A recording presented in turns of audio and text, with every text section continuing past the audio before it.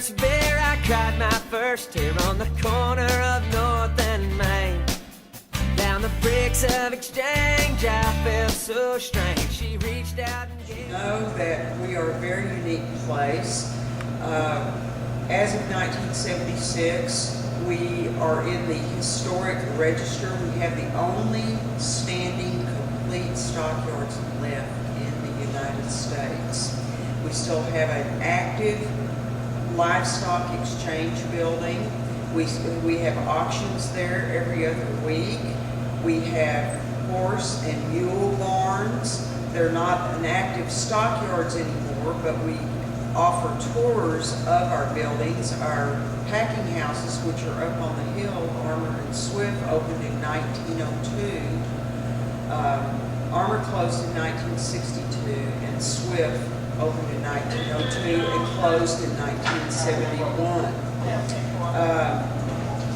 We have a train that comes through, a historic train that was built in 1896 that comes in and takes visitors on tours of South Fort Worth. It actually originates in Grapevine, Texas. We have a cattle drive twice a day at 11:30 and 4 o'clock. We have 2 museums. We have the Texas Cowboy Hall of Fame Museum that has the world's largest restored wagon collection.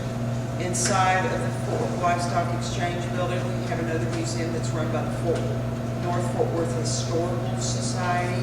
And inside of that museum, we have Western memorabilia, Indian artifacts, and early pictures of Fort Worth. Also a light bulb that's been burning for 100 years that used to be inside of the movie theater. Our Coliseum out here, the Cowtown Coliseum, opened in 1908 and was the site of the very first indoor rodeo in 1918.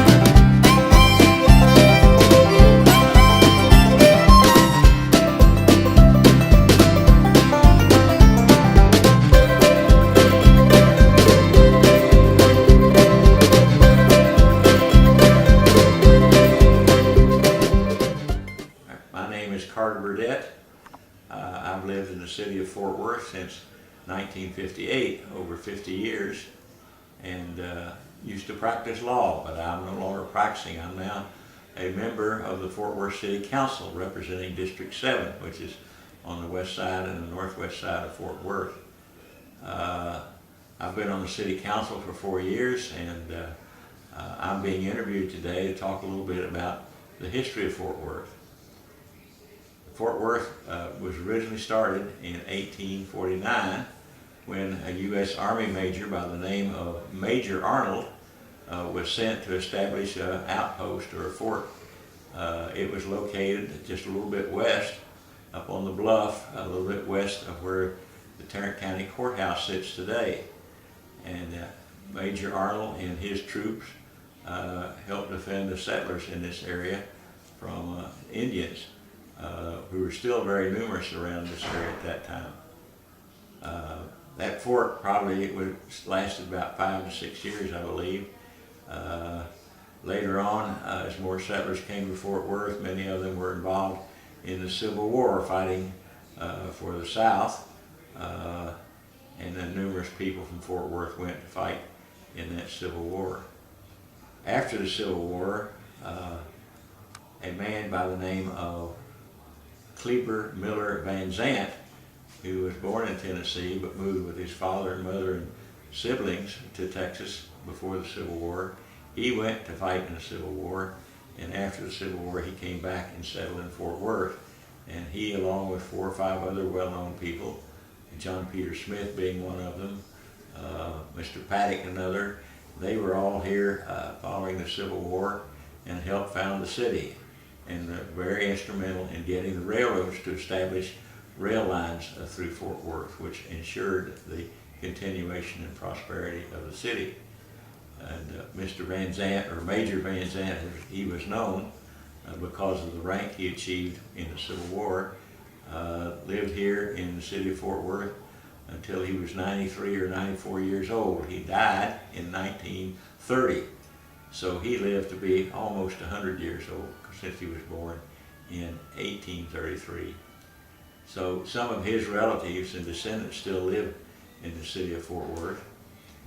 After he moved here following the Civil War and was very successful in business, owned a dry goods store and other businesses, he bought a large piece of land west of the Clear Fork of the Trinity River, where we now find Farrington Field, Will Rogers Coliseum, Trinity Park. All of that was his land at one time. And he built a home over there, which still exists today in its original site near Farrington Field, and still known as the Van Zant Cottage. So he was one of the founders of this city.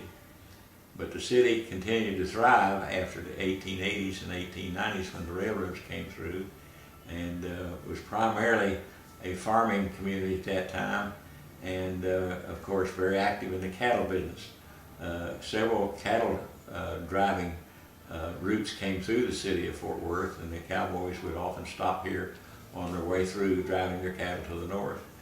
And then after the First World War in 1917 and 1918, the city really began to thrive along with the development of the automobile. And numerous manufacturing businesses were founded here, although oil and gas and ranching and farming were still the biggest industries that supported the growth of Fort Worth. So that's kind of where it went, and the city has grown until today, when it is the 17th largest city in the United States, and is today the fastest growing city in the United States that has a population in excess of 500,000 people. So it's continuing to grow, and as I think everyone may understand, one of the biggest incentives to our growth today in Fort Worth is the development and production of natural gas from the Barnett Shale, which is helping to create many jobs in Fort Worth and creating a great deal of income for people who live here. Excellent. Look at that camera. Smile. There you go.